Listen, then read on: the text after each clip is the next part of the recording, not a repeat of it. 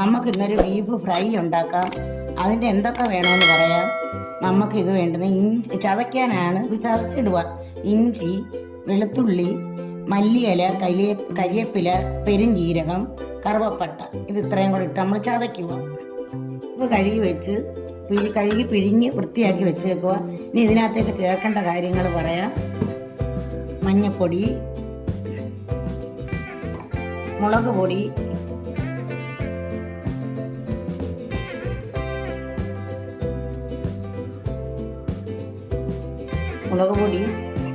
കുറച്ച് മതി, തോനെയും വേണ്ട. മല്ലിപ്പൊടി കുറച്ച് മതി, തോനെ ഇടത്തില്ല. മീറ്റ് മസാല, കുരുമുളക് പിന്നെ ആഡ് ചെയ്യും. നമ്മളിപ്പോൾ കുറച്ചിട്ട് വേവിക്കുകയാണ്. കുറച്ച് ഉപ്പ് കൂടി ഇടാം. നമ്മൾ ഫ്രൈ ചെയ്യുന്നതുകൊണ്ട് ഉപ്പിട്ട് വേവിക്കാം. പിന്നെ ഞാനൊരു കാര്യം പറയാൻ മറന്നു, ഈ ഫ്രൈ ചെയ്യുന്നതുകൊണ്ട് നമ്മൾ മുളക് പൊടിയും മല്ലിപ്പൊടിയൊന്നും വറത്തില്ല, ഫ്രൈ ചെയ്യില്ല. അന്നേരം അത് റെഡിയാവും. അല്ലാതാണ് വെക്കുന്നത്. അല്ലാതെ നമ്മൾ കറി വെക്കുന്നതിനൊക്കെ ആണെങ്കിൽ വറുത്ത് വയ്ക്കും. നമ്മൾ ഇച്ചിരി മല്ലിയിലയും കരിവേപ്പിലയും കൂടി ഇതിനകത്ത് ഇട്ടൊന്ന് ഇളക്കുക. കറുവപ്പട്ട കുറച്ചിട്ട് ഇളക്കുക.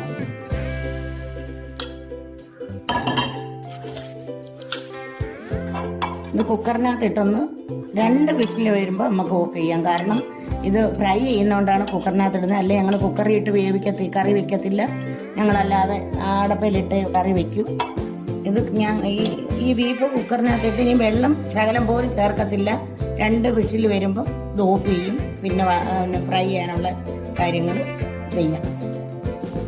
നമ്മുടെ ബീഫ് കുക്കറിൽ വെച്ചായിരുന്നല്ലോ, അത് നമുക്ക് നോക്കാം. വെന്ത് നമ്മൾ 2 വിസിൽ അടുപ്പിച്ചതേ ഉള്ളൂ. കാരണം ഇത് വറക്കാനുള്ളതായിരിക്കും. വെന്തിരിക്കുവാണ്. ഇനി നമുക്ക് അതിനെന്തൊക്കെ വേണം, ഇത് വറുത്തിടാനുള്ള കാര്യങ്ങളും ഇത് വറക്കാനുമുള്ള കാര്യം നോക്കാം. നമ്മൾ ഒരു ഉരുളി വെച്ച് ഇതിനകത്ത് നമ്മൾ വറുത്ത് കോരി മാറ്റി വയ്ക്കാനുള്ള സാധനങ്ങളാണ്.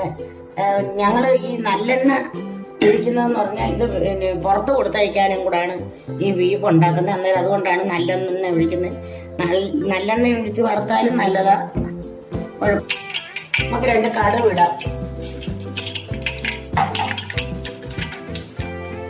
2 വറ്റൽമുളക് ഇടാം.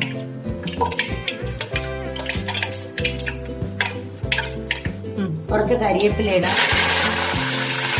ഇനി നമുക്ക് ഇടേണ്ടത്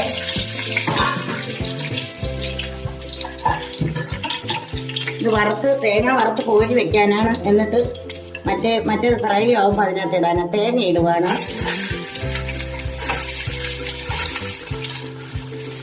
തേങ്ങയും ഇഞ്ചിയും കൂടെ ഇട്ട് ലേശ ഇഞ്ചി അതോടെ ഇട്ട് വറുത്ത്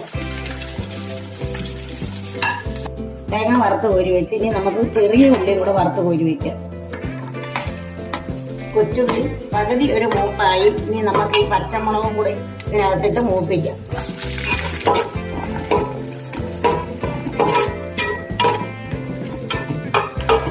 ഉള്ളി കണ്ട് മൂത്ത് നല്ല ഗോൾഡൻ കളറായി. ഇനി അത് നമുക്ക് കോരി വയ്ക്കാം. ഇത് ചെയ്തതിനകത്ത് തന്നെ കുറച്ച് വെളുത്തുള്ളിയും കൂടെ ഒന്ന് മൂപ്പിക്കാം. നമ്മളിത് ഫ്രൈ ചെയ്യുന്നതുകൊണ്ടാണ് ഇതെല്ലാം മൂപ്പിച്ച് കോരിയിടുന്നത്. എന്നിട്ട് കുറെ ഫ്രൈ അങ്ങ് ആയി വരുമ്പോൾ നമ്മളിതെല്ലാം കൂടെ തട്ടിയിടാം.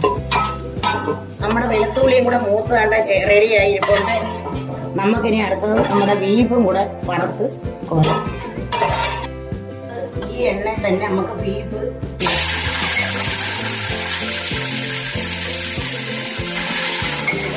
നമുക്ക് വറക്കാം. ഫ്രൈ ചെയ്യാനുള്ള കാര്യങ്ങളാണ്. 2 കിലോ ബീഫാണ്.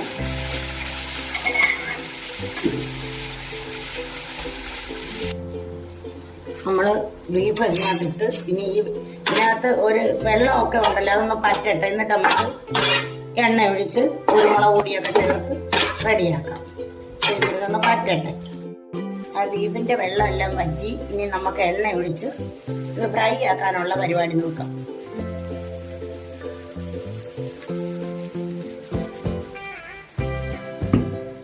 ഒഴിച്ചിട്ട് എല്ലാം കൂടെ ഒന്ന് ഇളക്കി ഇനി ഇത് ഇവിടെ കിടന്ന് മൂക്കട്ടെ.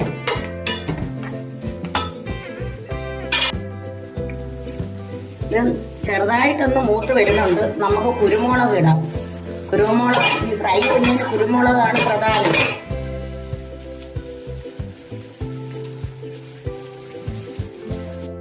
കുരുമുളക് ഇട്ട് ഇനി നല്ലോണം ഒന്ന് ഇളക്കാം. ഇളക്കി അവിടെ കിടന്ന് വരണ്ട് റെഡിയാകട്ടെ. നമുക്ക് ഇതെല്ലാം വരണ്ട് നല്ല ഇതായിട്ട് വന്നിട്ടുണ്ട്. നമുക്ക് ഇനി എന്നാലും ഒന്നുകൂടെ വരളണം. എന്നാലും നമുക്ക് ഈ തേങ്ങ ഇടാം. തേങ്ങ, ഉള്ളി, വെളുത്തുള്ളി എല്ലാം ഇട്ട് ഒന്ന് ഇളക്കാം.